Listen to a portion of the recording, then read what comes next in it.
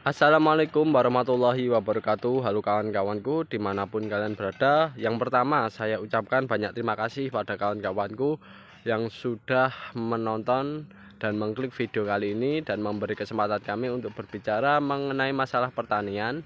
Lalu yang kedua yaitu saya akan update terlebih dahulu untuk tanamannya ya. Ini tanaman timun kita yang dimana tanaman timunnya sudah mulai pada berbunga, dan kemarin kan kawan kita sudah merasakan ya pemanenan yang pertama kali.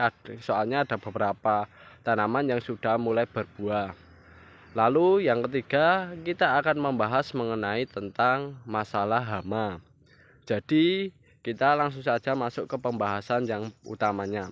Jadi kan kawan, hama ini adalah salah satu hewan ya, yang dimana itu memang mereka membutuhkan makanan, akan tetapi mereka terkadang memakan tanaman yang kita budidayakan ya, sehingga hewan tersebut ya dapat mengganggu pertumbuhan selama kita membudidayakan tanaman yang ada di lahan kita, ataupun mengganggu perkembangbiakan dari tanaman kita juga semacam itu. Sehingga kita sebagai seorang petani ya, agar tanaman kita performanya bagus ya, kita harus bisa merawat tanaman kita dan menjaga agar hasilnya bagus dan optimal, yang dimana nanti dampaknya adalah hasil panennya juga bisa optimal pula. Nah, oleh sebab itu salah satu perawatannya agar bisa optimal adalah bagaimana kita bisa mengendalikan hama tersebut ya, bukan memusnahkan tapi mengendalikan hama tersebut agar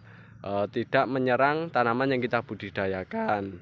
Nah, salah satu hama yang biasa menyerang untuk tanaman yang kita budidayakan seperti tanaman cabai, lalu ada timun ya, juga ada kacang, bahkan tanaman jeruk, itu adalah hama kutu putih.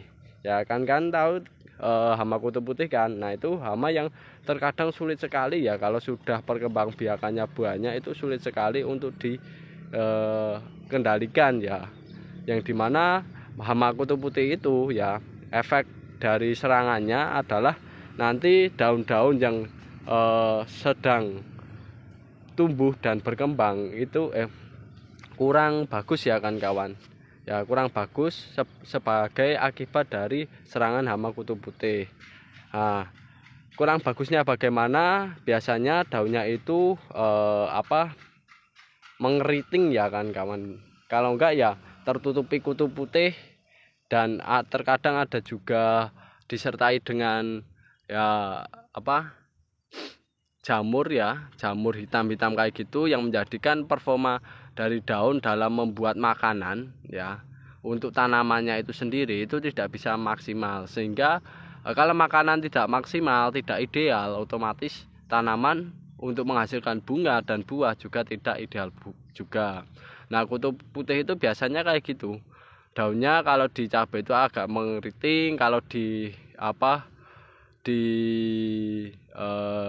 jeruk itu biasanya membawa jamur-jamuran. Nah ya parah lah pokoknya kan bisa browsing lah ya, lihat kondisi daunnya yang terserang kutu putih itu bagaimana kan bisa melihatnya dan bisa menontonnya lah semacam itu. Nah, karena efek semacam itu, maka kita sebagai seorang petani harus bisa mengendalikan.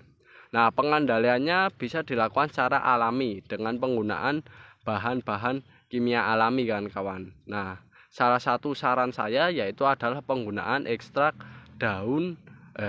ekstrak bawang putih serta ekstrak serai kawan-kawan. Nah, ekstrak bawang putih dan ekstrak serai ini bisa kawan-kawan manfaatkan ya untuk disemprotkan ke lahan budidaya kawan-kawan ya, ketika ada hama yang mulai bermunculan semacam kutu putih semacam itu.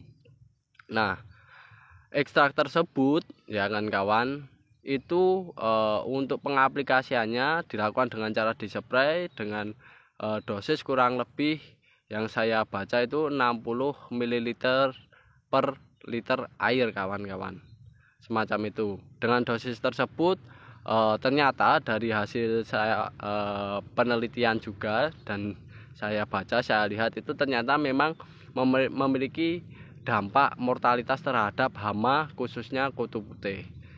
Karena di kutu putih itu ya kawan-kawan memang terkadang sulit kan untuk pengendaliannya. Oleh sebab itu dengan ekstrak semacam itu, dengan bahan yang murah semacam itu, harapannya kawan-kawan bisa mencegahnya terlebih dahulu sebelum menyebar luas ya, semacam itu.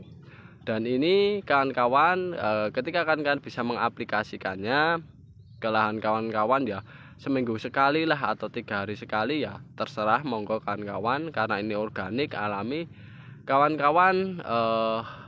Yang terpenting kawan-kawan bisa memanfaatkan ya bahan-bahan alami semacam ini untuk menjadikan hal yang positif bagi lahan budidaya kawan-kawan.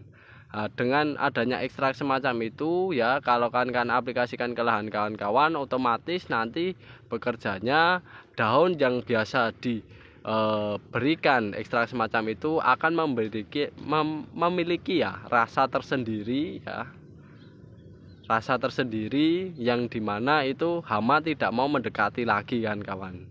Karena dengan bawang putih dan serai itu biasanya terdapat zat aktif ya yang menjadikan penekanan mortalitas terhadap hama. Kutu putih itu bisa menekan hama tersebut sehingga hama tidak mau mendekati tanaman yang kita budidayakan ya.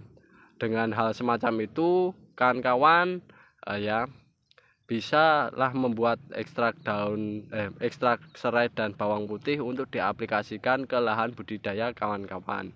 Dan ini sesuai juga dengan yang ada di lapangan. Saya pernah lihat itu kalau untuk bawang putih itu biasanya hama tidak menyukai baunya kan, serta minyaknya yang ada pada bawang putih tersebut. Dan untuk serai ya, kalau di lapangan sepengalaman kami juga saya melihat tidak ada hama yang mau mendekati tanaman-tanaman serai yang dibudidayakan, kecuali biasanya tikus lah ya kan kawan. Tapi kalau semacam kutu-kutuan itu tidak ada ya yang mau mendekatinya, biasanya kayak gitu yang saya amati di lapangan lah ya kan kawan. Tapi itu yang saya bicarakan tadi itu memang hasil dari penelitian yang memang dari beberapa penelitian ya, memang hasilnya bawang putih serta ekstrak serai itu memberikan dampak ya terhadap serangan hama ya ke tanaman ya, yang dimana bisa dicegah terlebih dahulu dengan penggunaan ekstrak semacam itu. Nah, daripada kawan-kawan mengeluarkan biaya yang cukup tinggi, maka alangkah lebih baiknya kawan-kawan manfaatkan bahan yang murah alami ya, yang bisa dipergunakan dalam proses budidaya. Dan itu saja ya kawan-kawan mungkin pembahasan kali ini. Semoga kawan-kawan mengambil hikmahnya, manfaatnya, dan kurang lebihnya kami mohon maaf. Terima kasih. Sekian, wassalamualaikum warahmatullahi wabarakatuh.